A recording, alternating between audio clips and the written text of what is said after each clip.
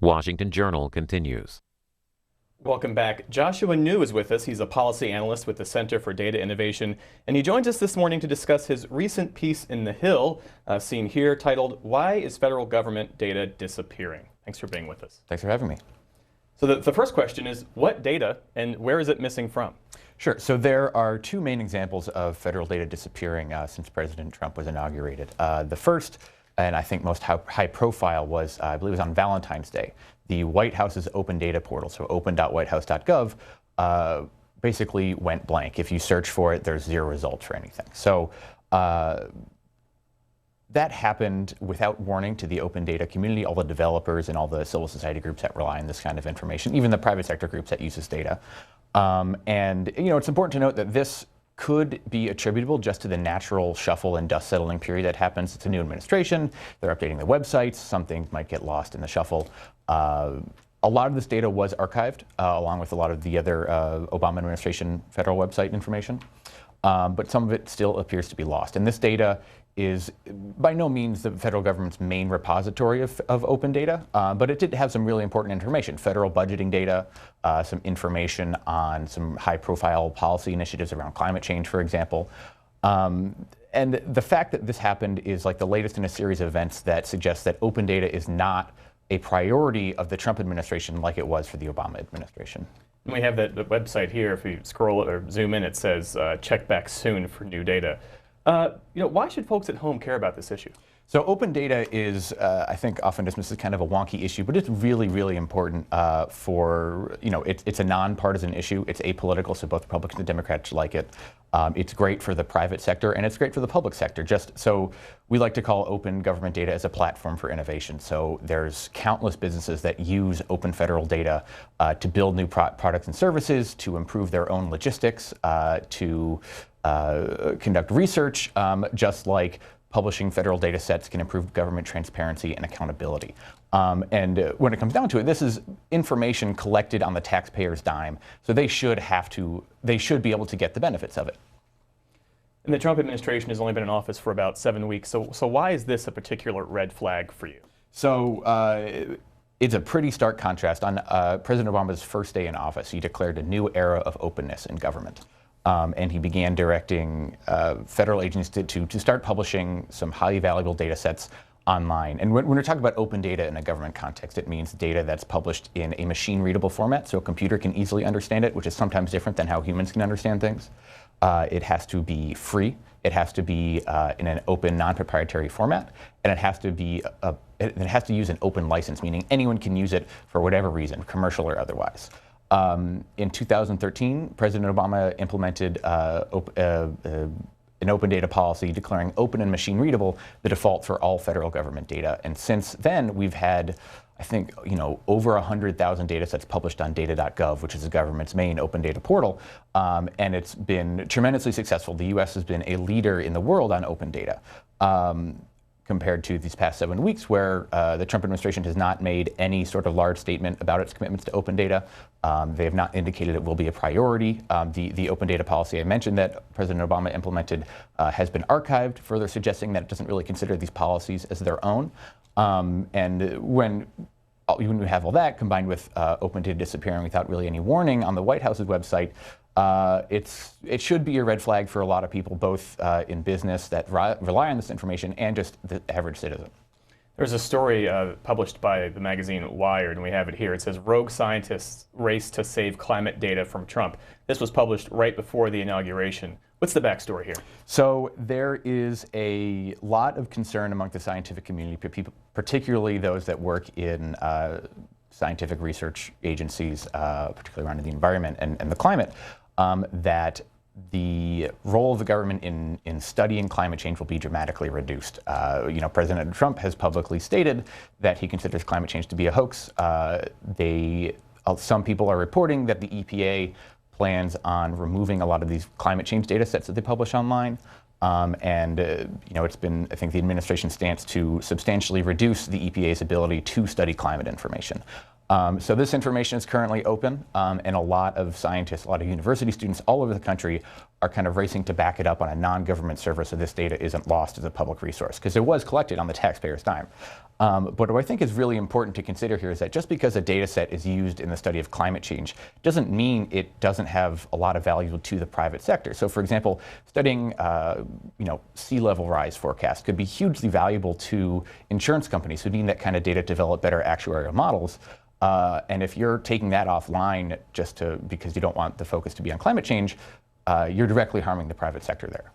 Joshua New is our guest, and we're taking your calls as always. The line for Democrats is 202-748-8000. Independents, please call 202-748-8002. And the line for Republicans is 202-748-8001. We have a call already. It's Derek calling in from Atlanta, Georgia on the Independent line. Good morning. Hey, good morning. How you doing? Great, thanks. What's on your mind? Yes. Well, my thing is, the bottom line here is, I don't really believe in leaks, that things have been leaked. I think that, maybe a few weeks ago we had a documentary done on Snowden, and all these documents came up missing, and I think everybody just turned their head to the wall to that, but it was a big issue. Then if somebody decides to sit down and do a document on it and tells us how it threatens our national security, nobody stops to do anything about it. Now, I know we're blaming Obama for all this stuff that's going on, but, I think that we should have stopped campaigning, stopped arresting Mexicans, and dealt with that before it got all out to all these other countries and the WikiLeaks and all this other stuff. I don't want to blame the media for leaks, but this was an issue, and everybody turned their heads to the wall on it. And we knew that we knew that he had took all these documents, and they were so we don't even know what he took. We don't even know who has it. We're just seeing it come back to us. And the media is just reporting what's coming back to us. But I think that we should have stopped campaigning at that time, a couple of weeks ago, and took care of that issue. And that's the big thing about the way I feel about the president. That should have been a big issue to stop and take care of it. I mean, I'm not worried about him blaming the Obama administration about it, because Obama called bin Laden. He didn't have to say, well, bin Laden started on the Bush administration. He just came out and said, I got him. So I think that's what should have happened on this issue. This should have been a big issue. Nobody should have had to sit down and do a documentary on it a couple of weeks ago just to get them to look and listen and see how big this is. So now it's big. Now they want to say everybody leaking stuff. But you knew that man took off with all that information, and it's everywhere now. I think Derek was calling in with some comments. We'll go ahead to Andrea calling from Urbana, Illinois on the Independent line. Good morning. Yes, thank you. Thank God for C-SPAN. I know everyone listening can agree with that, no matter what side they're on. Mr. New mentioned that we paid for this information on climate change, and it's no longer available. Is anyone suing or trying to get that information? He said some rogue scientists were trying to get it, but it's ours.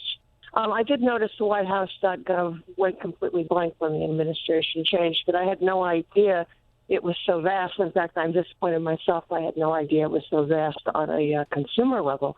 But who is getting this information? I mean, where is it? We paid for it. It's ours. It's our magazine subscription. I mean, it's the American people's. It's not the property of the administration, correct? Correct. So to be clear, there's no information on climate change or any sort of climate data that has already been taken offline. That's just a concern that these scientists have, and they're trying to be proactive about protecting this information. So that information is still there. And the information that was on WhiteHouse.gov was, some high-level policy documents. It wasn't really that critical, environmental research data. But to your point, there is no legal guarantee that the government has to publish this information. The actions President Obama took to establish open data policies were built on executive authority alone, which means they're not legally binding. So nowhere in the U.S. code does it say federal agencies have to publish this information. Common sense would dictate that, yes, the taxpayers paid for this information, they should get to benefit from it. Fortunately, late last year, a bipartisan group of congressmen introduced what was called the Open Government Data Act. and it would essentially codify the open data policies that President Obama had established. It passed the Senate unanimously. Unfortunately, it was a day after the House had left for this session, so it couldn't go anywhere. But it's really broadly supported on both sides of the aisle. I think we can expect it to be reintroduced any day now. So hopefully, we will have those legal protections soon. We talked earlier about the EPA, excuse me, the EPA, but also we have a headline here. USDA abruptly purges animal welfare information from its website. And the story from the Washington Post details this effort to take inspection reports from the website detailing treatment of animals at thousands of research laboratories, zoos, dog breeding operations, and other facilities. What happened there? So this was kind of a weird niche example of what pops up when you don't have robust leadership on open data. So the USDA collects a lot of information around animal abuse, so everything from research labs that abuse animals to puppy mills. And they publish all this information in a database that if you run a show horse operation, you can consult which of your contestants have a history of animal abuse and disinvite them. Or if you're a pet store, some states require you to consult this database before buying puppies to make sure you're not buying from a puppy mill. It's a great public resource. Animal abuse is not a political issue. No one likes it. What I believe happened was there was a group of people competing in a show horse competition with a history of abusing animals. Their information was on this website, and they complained that this was violating their privacy. It's not true, but the USDA decided to, instead of taking preventive measures, make sure that this information was scrubbed of sensitive information, they just took that database down from public access. So if you want to access information, which some places are legally required to do, you have to file a Freedom of Information Act request, which can take months. Again, the USDA does not have an anti-transparency agenda, obviously, but that's what happens when you don't have the highest levels of leadership stressing the importance of open data and some sort of legally binding guarantee to publish this information. Why hasn't there been a uniform federal policy on making this kind of information publicly available? So open data is relatively new in a government context. I think there's a reason why open data policy in the executive branch was established in 2013. It can be a little bit resource intensive to get all this information hosted online, publicly available. Since then, though, it's been operating pretty well, and I don't think a lot of people could be concerned that this is something that would come on the chopping block. It suffers kind of from an awareness gap just because a lot of people don't really know what it is and how it benefits for the private sector, how it benefits government operations. So fortunately, a lot of people in Congress did catch on to that need, and they've been working on the Open Government Data Act for all of last year. It didn't work out last time, but I think it could happen again soon. You mentioned the Freedom of Information Act. Explain for the unfamiliar what FOIA is and the recent revisions to it. Sure. So I can't speak to necessarily the recent revisions, but the Freedom of Information Act requires that any government information, unless legally prevented otherwise, so say it has to do with national security or it could violate someone's privacy, something like that, has to be made available to the public. Usually this process involves filing a request for a certain set of government documents. It goes through a review process to make sure it doesn't violate any of those protections, and then it has to be published, has to be made available to the public, and it's usually published online, so once the government completes one of these requests, they never have to fill it again because that information is publicly available. One of the great benefits of open data is that it should dramatically reduce the amount of FOIA requests a government has to fulfill. When there's long backlogs, it can be pretty resource intensive to continuously respond to these requests. But if this information is open by default to begin with, that cleans up a lot of space on a lot of people's plates, which I think is another one of the great benefits of open data. Let's take a few more calls. We have Carl calling in from Traverse City, Michigan, Democrat. Good morning. Good morning, and thank you so much for C-SPAN and what you're doing here this morning. I had a couple of comments on what you're talking about. You have two websites. You're talking about US.gov, and then what's the other one? So the two main open data portals that we've discussed so far is the White House Open Data Portal, which is, I believe, open.whitehouse.gov, and then the main repository for government open data, which is just data.gov. So open.whitehouse.gov is the one that was cleared out of information. It did not have it was not the most crucial repository. A lot of that data was just very high level, like budget information that I believe exists elsewhere in archived formats. But it is still, I think, cause for concern. Or, posit a bit of a theory here. Let's say transition of government, new guy comes in, okay, we're going to clear all this off and start all over with our own stuff. The same information, will it reappear or will it be different so that future people using that information to do studies and white papers start out with incorrect information from the research? That's what I would be concerned about here, is the information being put back up but being false or being used surreptitiously to misguide people. And I'll thank you for your comments. Sure. So I think it definitely is to be expected that there is some sort of transition period where some data gets taken down as they update websites. What was most concerning here was the fact that this was done without any sort of warning, without basically any statements on open data. But I would agree with your point that once this data is a public resource, it should not be taken away from the public. I think there's another opportunity for Congress to step up to the plate here and prevent the deletion of federal data that's already been publicly available. Of course, considering the fact that sometimes data needs to be cleaned, it needs to be adjusted or otherwise merged. But just like Congress should require the government to publish this information, they should require the government to make sure this information does not go away. Terry's calling in from Aiken, South Carolina on the Independent line. Good morning. Yes, good morning.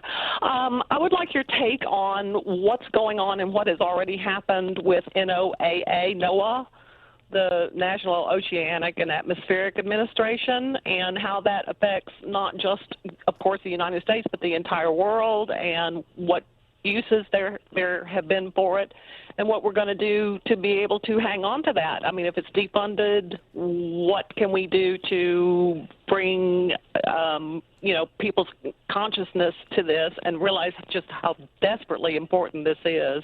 I'm afraid we've already reached the tipping point with our climate, and I'm real concerned with what's happening with all of our data. But if you could speak to that, I would surely appreciate it. Sure. So NOAA, I think, is a case study of why open data is so important. So I believe it's OMB publishes a data set of regular metrics of the most popular data set downloads on data.gov.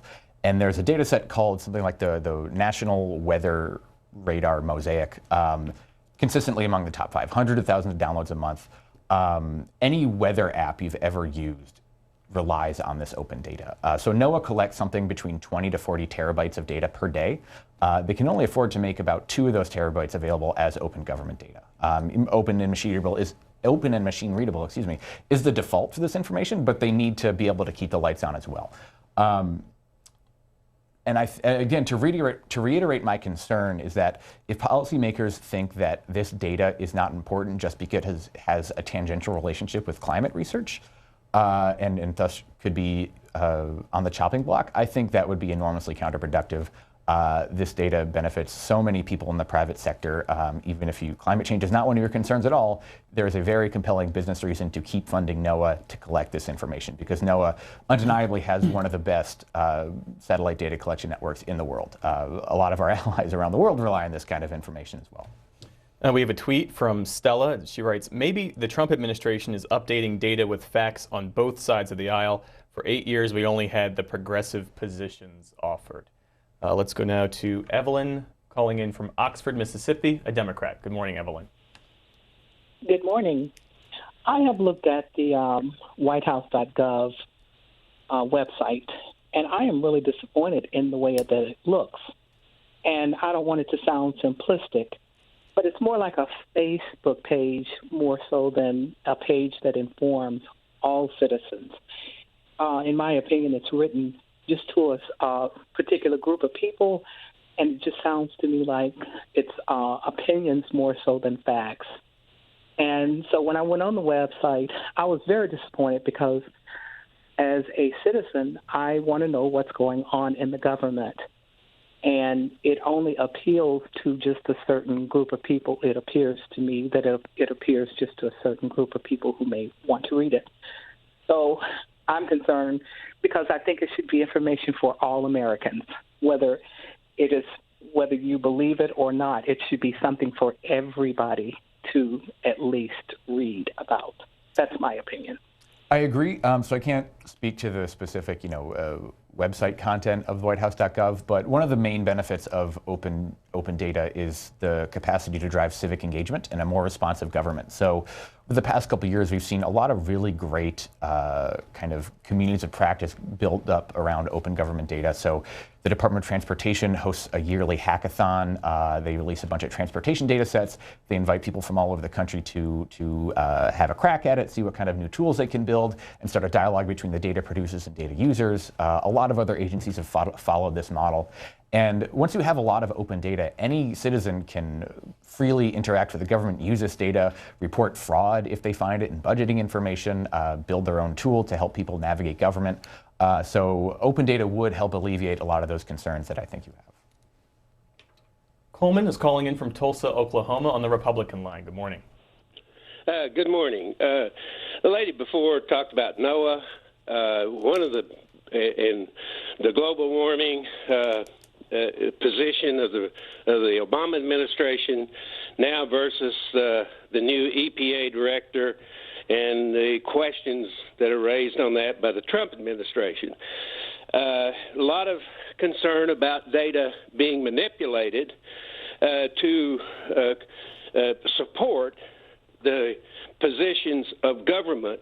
And in the case of course, the global warming, climate change episodes of the previous administration, we've seen great effect of a government trying to control the people's energy use, make a life-giving CO2 an enemy of the people through propaganda coming from manipulated data, because we've had screaming headlines of the hottest month of the year and the hottest year of the century, whenever it's not true.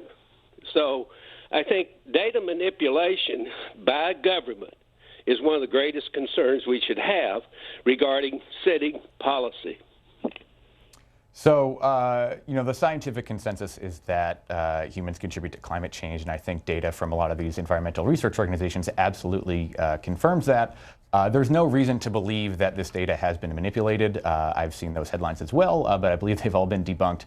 But again, I want to reiterate my point that businesses rely on this information for reasons that don't have to do with preventing climate change. The insurance industry, as I mentioned, relies on this kind of information because they need to know this data if they want to set fair insurance prices, if they want to accurately monitor risks on shorelines, for example. And they are not insinuating that this data has been falsified because they rely on it so greatly and to great effect, I think. So. Our final call for this half hour comes from Carol, calling in from Harrogate, Tennessee on the Independent line. Good morning. Good morning. Everybody does not agree with Obama and all his hand-picked scientists. I wouldn't believe a word he said, and he just goes after Michael Moore and all the Hollywood crap that goes on. And maybe Trump wants to handpick all of his scientists. Have you ever thought about that? I don't believe that is particularly relevant to open data, but I think the scientists at the EPA have done a great job of providing this crucial data as a public resource, and I don't think it should be subject to political whims, which I think is another reason why we need this Open Government Data Act, so this data will always be there. Joshua New, he's a policy analyst with the Center for Data Innovation. Thanks so much for being with us this morning. Thanks for having me. Appreciate it. Coming up,